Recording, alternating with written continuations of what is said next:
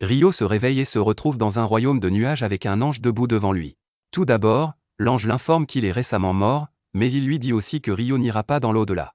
Pour faire court, ce maudit camion a encore frappé, alors maintenant Michael doit envoyer Rio dans un autre monde pour qu'il puisse commencer une nouvelle vie. D'après les informations que Michael possède, Rio ne recevra aucune mission ou tâche spéciale à accomplir dans le nouveau monde, il est donc libre de faire ce qu'il veut. Rio dit qu'il aimerait vivre une vie lente et relaxante, et Michael est d'accord avec ça, mais d'abord, il doit donner à Rio un aperçu de base du monde dans lequel il va se réincarner. C'est un monde magique appelé Phi, et environ 20% de la population peut lancer des sorts avec leurs éléments naturels. Cela dit, l'élément avec lequel Rio est le plus compatible est l'eau, et comme il a demandé une vie lente et relaxante, Michael a pris la liberté de préparer une petite maison avec un kit de démarrage et une barrière autour pour éloigner les monstres. Dans le cadre de son kit de démarrage, Michael a également préparé une maison de glace avec 2 mois de nourriture en stock, donc Rio n'aura pas à s'inquiéter de la faim pendant un moment. Il a aussi acheté un livre avec des descriptions détaillées de tous les monstres que Rio pourrait rencontrer dans la région. Cela sera utile lorsque Rio rencontrera finalement les bêtes de la forêt, mais pour l'instant, il veut essayer sa nouvelle magie. Il sort dehors et crie l'incantation « boule d'eau », faisant apparaître une sphère d'eau dans sa main, donc la magie semble beaucoup plus facile qu'il ne l'avait imaginé.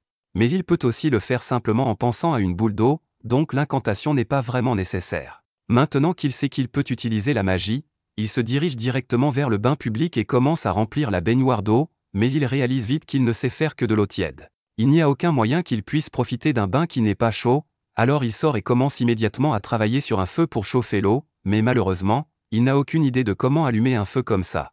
Il finit par abandonner et s'allonge sur le dos, mais ensuite il regarde le soleil et a une bonne idée.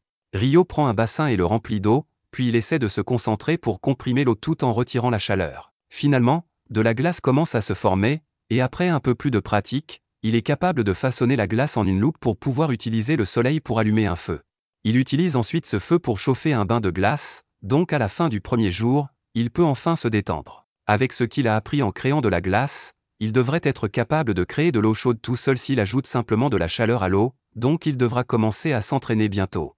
Le lendemain matin, Rio prend son petit déjeuner lorsqu'il commence à penser à son avenir. Michael ne lui a donné que 2 mois de nourriture, donc il va devoir aller chasser pour reconstituer ses stocks. Cependant, il est presque sûr qu'un simple couteau ne suffira pas à affronter les monstres de la forêt, alors il décide de commencer à entraîner sa magie offensive. La première chose qu'il fait est d'essayer de tirer une boule d'eau sur un arbre, et ça marche comme prévu, mais une petite boule d'eau ne sera probablement pas très utile en combat.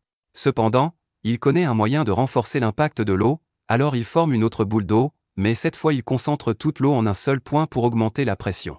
C'est une excellente idée en théorie, mais il n'est pas encore assez habile pour y mettre beaucoup de force, donc son jet d'eau équivaut à un pistolet à eau pour l'instant.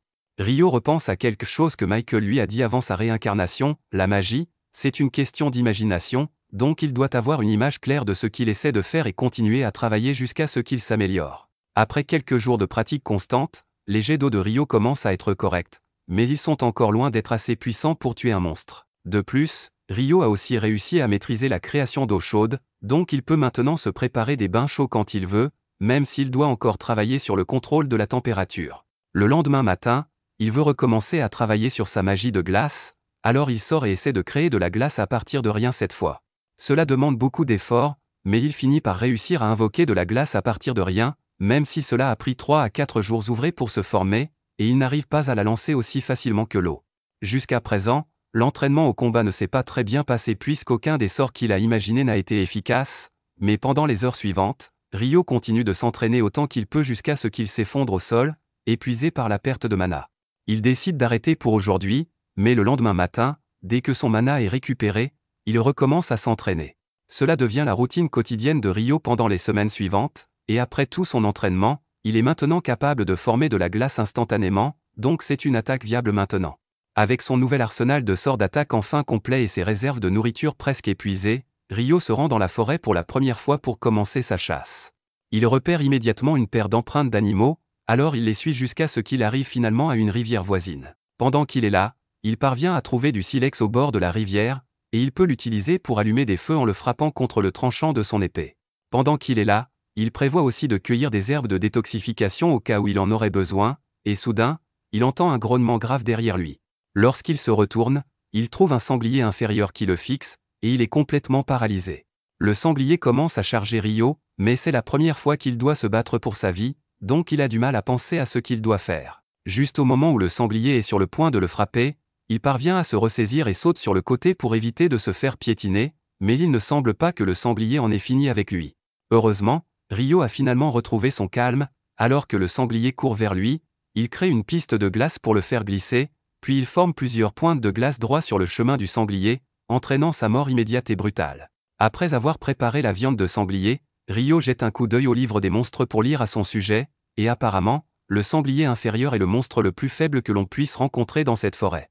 Le livre entier est censé être un guide pour les débutants, donc la plupart des monstres qu'il contient sont assez basiques, mais il y a 2 pages supplémentaires à la fin du livre, qui semblent importantes. Une page parle des dragons et comment ce sont des créatures assez puissantes pour détruire des villes entières seules. Le livre recommande de fuir immédiatement s'il en rencontre un parce qu'il n'aurait aucune chance de le vaincre, bien qu'il ne pourrait probablement pas le distancer non plus, donc il ferait mieux de demander grâce. Il y a aussi une page ici qui parle de quelque chose appelé un démon, mais il n'y a pas beaucoup d'informations à ce sujet, donc tout ce que dit le livre est que si vous en rencontrez un, vous êtes condamné. Le lendemain, Rio part chasser à nouveau, mais alors qu'il ne faisait pas attention, il est soudainement attaqué d'en haut par un faucon assassin géant. Le faucon peut utiliser la magie du vent pour trancher sa proie, donc Rio est obligé de courir tout en créant des boucliers de glace pour bloquer le vent tranchant. Il sait à quel point les faucons sont difficiles à affronter, donc il préférerait ne pas se battre, mais il n'a aucun moyen de le distancer, donc sa seule option pour l'instant est de riposter. Il lève la main et commence à lancer ses jets d'eau, mais le faucon parvient à esquiver son attaque et plonge avec la magie du vent pour frapper Rio. Cependant, Rio réagit à temps pour créer un bouclier de glace, entaillant l'œil du faucon et le faisant s'écraser tête la première au sol. Quelques instants plus tard, le faucon reprend conscience, bien que son œil ait été définitivement endommagé, donc il s'envole pour battre en retraite. Mais avant de partir, il jette un dernier regard à Rio pour mémoriser son visage, parce que maintenant le faucon a une rancune personnelle contre lui. Rio est soulagé d'avoir survécu, mais ce n'est vraiment pas ce à quoi il s'attendait pour sa nouvelle vie relaxante. Pendant que Rio était poursuivi par le faucon, il a couru si loin qu'il s'est perdu dans la forêt jusqu'à tard dans la nuit, et alors qu'il essayait de retrouver son chemin vers la maison, il tombe sur un lac brillant avec un Dulahan debout au milieu, et il semble qu'il l'a repéré. Au fil du temps, Rio continue son entraînement, et maintenant il est capable de chasser et de conserver sa nourriture avec une relative facilité. Sa magie de l'eau est aussi devenue beaucoup plus puissante, lui permettant de créer des plaques de glace tranchantes et de les faire tomber avec une grande force en un instant. Son jet d'eau est aussi devenu assez puissant pour trancher facilement la roche solide, donc ses capacités de combat sont plutôt bonnes maintenant. Mais la magie de glace n'est pas le seul entraînement qu'il a fait récemment. Depuis ce jour où il a été repéré par le Dulahan, il est sorti dans la forêt tard chaque nuit pour l'affronter. Les cavaliers sans tête n'étaient pas du tout mentionnés dans le guide des monstres, donc ce n'est soit pas un monstre, soit c'est simplement trop avancé pour le guide des débutants. Quoi qu'il en soit, Rio prévoit toujours de le combattre, alors il charge avec son bâton de glace et commence à frapper. C'est plus une session d'entraînement qu'un vrai combat parce que le Dulahan surpasse Rio en force et en compétence, mais Rio fait toujours de son mieux pour bloquer les attaques du Dulahan avec ses boucliers de glace, bien qu'il finisse par être vaincu en quelques secondes. Le Dulahan n'a jamais dit un mot à Rio, mais pour une raison quelconque, Rio a l'impression qu'il a pris le rôle d'un professeur essayant de le mettre en forme. Juste à ce moment, le Dulahan lève son épée et utilise la magie de l'eau pour prolonger sa lame. Rio est surpris d'apprendre que le Dulahan peut aussi utiliser la magie de l'eau, mais après avoir démontré comment fonctionne l'épée, il la donne à Rio et marche sur le lac. Plus tard, Rio était parti chasser comme d'habitude quand il a été soudainement attaqué par le même faucon assassin que la dernière fois. Il ne se souvient pas qu'il était noir la dernière fois qu'il l'a vu, donc il suppose qu'il a dû travailler dur pour évoluer juste pour revenir pour une revanche. Le faucon plonge vers Rio et lance plusieurs coups de vent, donc Rio érige 5 couches de murs de glace pour se protéger. Cependant, depuis qu'il a évolué, les coups de vent du faucon sont si puissants qu'ils brisent instantanément tous les murs de glace de Rio, et maintenant il commence à être vraiment nerveux. Il commence à courir à travers le champ tout en érigeant des murs de glace pour bloquer les attaques, et quand il voit enfin une ouverture, il contre-attaque en lançant plusieurs pointes de glace. Cependant, le faucon a réussi à esquiver les pointes avec une soudaine explosion de vitesse, et ce n'est pas tout. Il ouvre la bouche et crie à une fréquence qui interfère avec la magie de Rio, donc tous ses boucliers de glace disparaissent, et il est pratiquement sans défense. Mais le faucon n'a toujours pas fini, donc il commence à planer devant Rio, et il peut dire que quelque chose de gros arrive, mais il ne sait pas quand.